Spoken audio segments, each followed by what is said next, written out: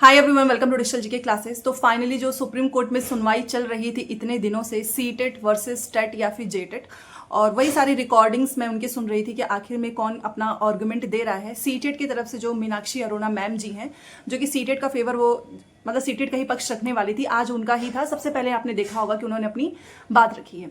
जो भी चीज़ें हैं, किसके फेवर में आया है, कौन इनवैलिड हो गया है, कौन वैलिड है, और सबसे इंपॉर्टेंट क्वेश्चन कि क्या इसका इम्पैक्ट देखने को मिलेगा बीपीएससी टीआरई 3 में, या फिर आने वाली जो वैकेंसीज हैं, जैसे कि आपका यूपी का एग्जाम्स हो गया, फिर चाहे वो बीपीएससी टीआरई 5 हो, या फिर जो झारखंड की वैकेंसीज से ही मेनली ये जुड़ा हुआ था, आप सभी जानते हैं।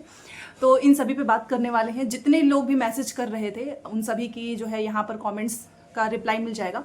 सबसे पहले तो मैं आपको एक चीज़ बोलना चाहूँगी कि ज़्यादा जजमेंटल मत हो जाइए, क्योंकि बहुत सारे लोग नेगेटिव कमेंट्स करते हैं उन स्टूडेंट्स के लिए जिनका सीटेट नहीं निकला है।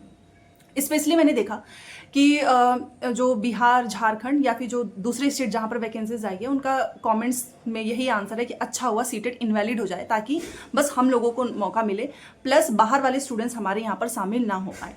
और बहुत सारे ऐसे मैसेज थे कि जिनका सीटेट ही नहीं पास हो रहा है, वैसे भी उनको आने की कोई ज़रूरत नहीं है, वो सीटेट इनवैलिड ही ऐसा होना चाहिए। तो इस तरह के कमेंट्स ना करो, क्योंकि अभी तक पता ही नहीं है, किसी को भी नहीं पता है कि सुप्रीम कोर्ट का क्या ऑर्डर आया है।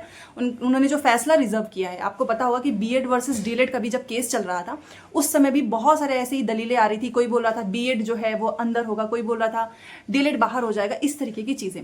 लास्ट में आपने देखा होगा सुप्रीम कोर्ट ने जो ऑर्डर रिजर्व करके रखा था, उसका फैसला कितना चेंज था। सेम उसी तरीके से सीटेट वर्सेस जो टेट चल रहा था, या फिर जो जेटेट टीम, उनके द्वारा जो भी आर्गुमेंट्स रखे गए थे, चाहे वो कल की बात हो चाहे वो आज की बात हो, उस पर जो भी चीज़ें हैं, पहली बात तो मैं यही बोल देना चाहूँगी कि जितनी भी दिनों से सुनवाई चल रही थी, अब वो सुनवाई खत्म हो चुकी है। आपका जो भी था वो आज लास्ट था। इस पे जो फैसला है ये किसी को नहीं पता है, जो ऑर्डर है उसे रिजर्व कर लिया गया है, ठीक है। क्योंकि आज लाइव चल रहा था, सभी ने सुना ही होगा, जो अपने अपने आर्गुमेंट्स वो लोग रख रहे थे, चाहे मीनाक्षी मैम हो चाहे दूसरा पक्ष हो, सबने अपनी दलीलें रख दी हैं। जो होना था सब कुछ हो चुका है।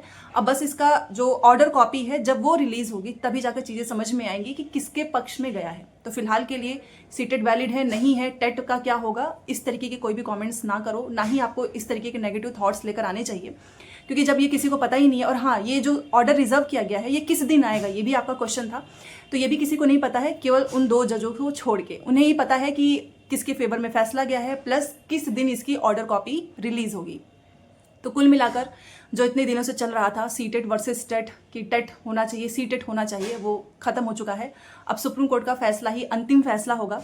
जिस दिन ऑर्डर कॉपी रिलीज होगी उस दिन मैं आपको बता दूंगी।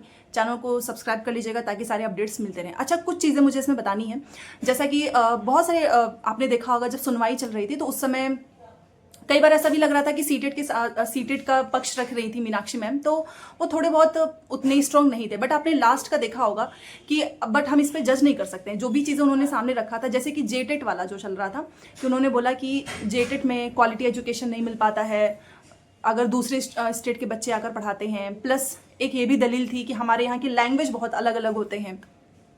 उस केस में भी ये हो जाता है कि बाहर वाले जो बच्चे आते हैं वो सारी लैंग्वेज नहीं समझ पाते हैं, तो जो छोटे बच्चे वो उनको किस एक होता है ना कि मदर टंग में आपको पढ़ाना होना, मदर टंग आपको आनी चाहिए, तभी जाकर आप बच्चों को पढ़ा पाओगे। बट दूसरा एक ये भी है कि जो सीटेट के थ्रू जो नौकरियां निकलती हैं, जैसे कि केवीएस हो गया, तो केवीएस में क्या आपको अपने ही स्टेट में नौकरी मिलती है? नहीं, आपका ट्रांसफर होता है। एक यूपी का बच्चा, चाहे झारखंड का हो, चाहे बिहार का हो, चाहे कहीं भी का स्टेट का बच्चा हो, वो हर एक स्टेट में उसका ट्रांसफर होता रहता है। तो वो झारखंड में भी जाकर पढ़ाता ही है, अच्छा खासा पढ़ाता है। क्योंकि आप केवीएस और एनवीएस का आप रिजल्ट देखिएगा, बहुत ही अच्छा आता है इनका रिजल्ट। हायर एजुकेशन के भी जो रिजल्ट्स आते हैं, अभी पिछली बार ही आया था कि नवोदय का रिजल्ट काफ़ी अच्छा रहा, केवीएस का भी रिजल्ट काफ़ी अच्छा रहा है, चाहे आप 10th का देखिए, +2 का देखिए। तो ये सारी दलीलें दी गई थी कि क्वालिटी एजुकेशन मेंटेन होना चाहिए। बहुत सारी चीज़ें की आरटी एक्ट में भी मेंशन है, बट वहाँ पर टेट भी है। अभी किसके फेवर में गया है ये किसी को नहीं पता है। फिर मीनाक्षी मैम के द्वारा भी सारी चीज़ें रखी गई हैं कि अच्छा, एक प्लस यहाँ पर मैं बोलना चाहूँगी कि जो झारखंड वाली चीज़ें चल रही थी, ये स्टार्ट ही इसलिए हुआ था कि जो वहाँ पर वैकेंसीज आई थी, उस वैकेंसीज में ये था कि जो लोग जेटेट पास किए होंगे सिर्फ उन्हीं को मौका मिलेगा। और वहाँ पर 8 सालों से जेटेट हुआ नहीं है, तो ये तो पुराने ही स्टूडेंट्स को मौका दे रहे हैं। नए वाले स्टूडेंट्स फिर कहाँ जाएंगे? अगर जैसे कि सीटेट कोई पास करता है तो वो बिहार में भी जाकर नौकरी कर सकता है, यूपी में भी कर सकता है। हाँ, ये बात हो रहा है कि राजस्थान के लिए आपको रीड करना होगा। तो उनका फिर ये कहना था कि हमारे यहाँ पे पुराने ही बच्चे 1.5 लाख 2 लाख हैं, वैकेंसीज ही हमारी 27,000 है, तो उसके लिए एनफ है। तो फिर नए बच्चों को कब मौका मिलेगा। ये लोग अपना टाइमली टेट तो करवा नहीं पाते हैं और फिर दलीलें दे रहे हैं कि सीटेट इनवैलिड हो जाना चाहिए। एक सीटेट ही ऐसा एग्जाम है जो कि साल में 2 बार हो जाता है, उसी के भरोसे कुछ लोगों को नौकरी भी मिल जाती है। तो इस तरीके के बहुत सारी चीज़ें सामने आई हैं। प्लस बीपीएससी टीआरई का जो लोग मेरे से पूछ रहे थे कि क्या बीपीएससी टीआरई में जो लोग जिनका रिजल्ट आने वाला है वो बाहर हो जाएंगे, तो ऐसा बिल्कुल भी नहीं है। बिहार में तो बीटेट ही नहीं कराया है। जब से बीपीएससी टीआरई हो रही है तब से केवल सीटेट के ही बेस पे बच्चे अप्लाई कर रहे हैं, तो वहाँ तो हो ही नहीं सकता। इन्होंने कौन सा बीटेट करवा लिया है। आप जाकर देखो, जो बहुत सारे स्टेट है जहाँ पर ये लोग अपना टेट साल में 1 बार तो करवा ही नहीं पाते हैं। झारखंड का भी जो सेम एग्जाम्पल है, 8 साल में सिर्फ 8 सालों मतलब 8 साल पहले हुआ था और नौकरी निकाल रहे थे शिक्षक भर्ती का जेटेट वालों पे, तो उनके खुद के ही स्टेट का बच्चा जो है वो अप्लाई नहीं कर पाता। सेम इसी तरीके से आप यूपी का देख लीजिए, 2 साल पहले हुआ है। खैर ये बात है कि यहाँ पर तो शिक्षक भर्ती भी नहीं आई है, तो वो 2021 वाला एग्जाम जो लीक हुआ था फिर 2022 में हुआ। अब अगर शिक्षक भर्ती होती है तो वहाँ पर यूपी टेट कराया ही जाएगा।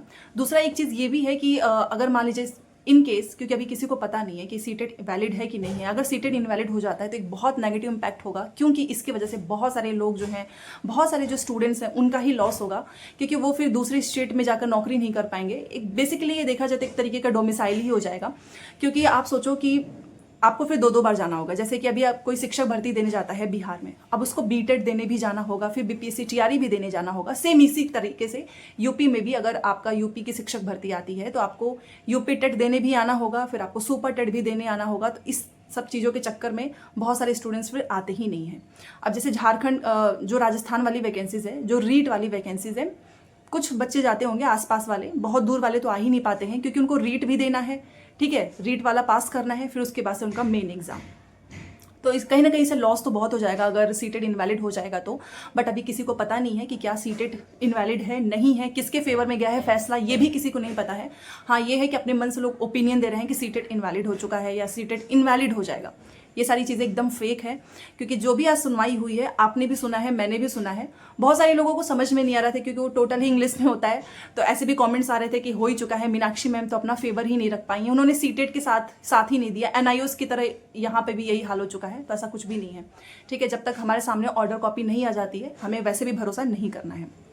दोनों लोगों ने अपनी बातें रख ली हैं, किसके फेवर में आता है ये देखेंगे। हाँ सीटेट आपको पता ही सेंट्रल लेवल का एग्जाम है, तो जो भी केवीएस का एग्जाम हो गया वहाँ पर ये भी बात चल रही थी कि इसको डिजाइन ही किया गया है केवीएस एनवीएस के लिए, तो ये उसके लिए ठीक है। अच्छा, झारखंड की साइड से एक और आर्गूमेंट रखा गया कि रीट जैसा राजस्थान है वहाँ पर रीट से अप्लाई कर लेते हैं, तो फिर हमारे पे इतना प्रेशराइज क्यों है कि हम सीटेट को ही माने। हम अपना जेटेट भी तो करा सकते हैं, जेटेट के बेस पे भी तो नौकरी दे सकते हैं, तो हमारे ऊपर है कि हम सीटेट को माने या ना माने।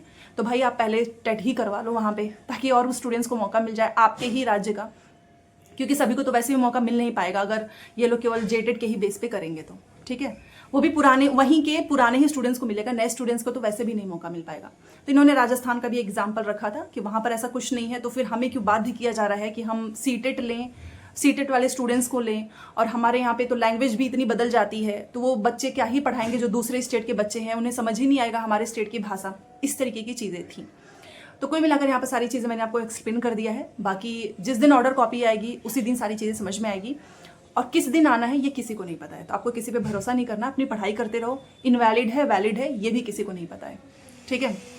क्योंकि जो सुनवाई हुई है आप उसे ये जज नहीं कर सकते हो कि जो जज है वो किसके फेवर में फैसला सुनाने वाले हैं।